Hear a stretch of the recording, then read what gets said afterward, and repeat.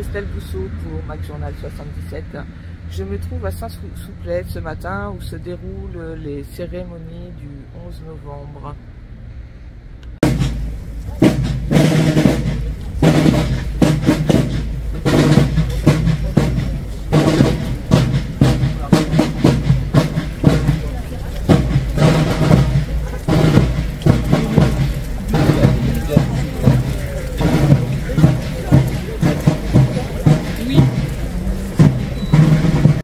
Présent ce matin en cet endroit qui est particulier parce que le monument aux morts est devant la mairie, vous le savez, mais cette stèle rappelle et commémore les combats du 5 septembre 1914 ici même et aussi en lisière du bois pas très loin, qui ont débuté, qui ont commencé la bataille de la Marne. Saint-Souplette a payé un lourd tribut, les communes aussi autour, hein, je cite Montion, mais aussi beaucoup d'autres, comme Chambry, comme Vared, Parcy, Étrépilly, et puis un peu plus dans l'Oise, Nanteuil-le-Haudouin et d'autres communes qui ont souffert, qui ont beaucoup souffert et ont contribué à cette première bataille,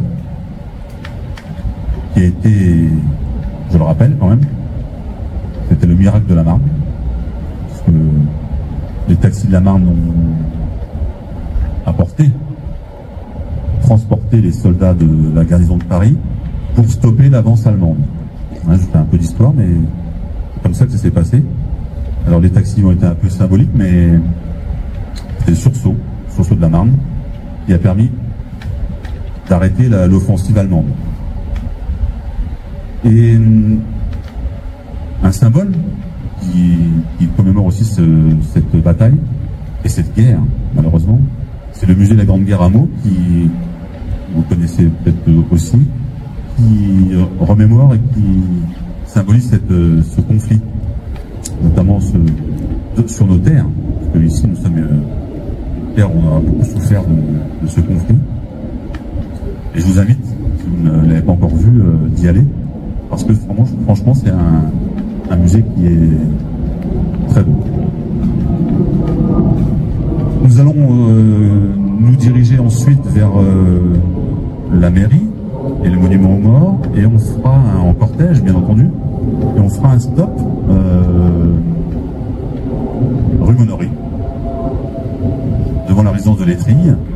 où au premier jour de la bataille de la Marne, le général Monory, maréchal aussi, qui est maréchal après, a établi son quartier général pendant 3 jours au début de la bataille. Parce que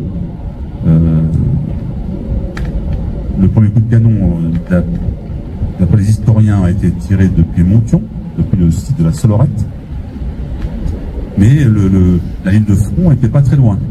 vers Nanteuil-le-Haudouin, le Plessis-Belleville, pas très loin. Donc le général Monory, à l'époque, a établi son quartier général temporaire dans cette bâtisse, et on s'arrêtera pour rappeler ce fait et commémorer sa mémoire, puisque le général Monory a donc commandé la 6e armée française et il a été un des artisans de cette offensive, de cette contre-offensive française, avec nos amis anglais qui ont stoppé l'avancée allemande. Donc on s'arrêtera, faire un hommage, et puis on se dirigera en cortège également vers la mairie.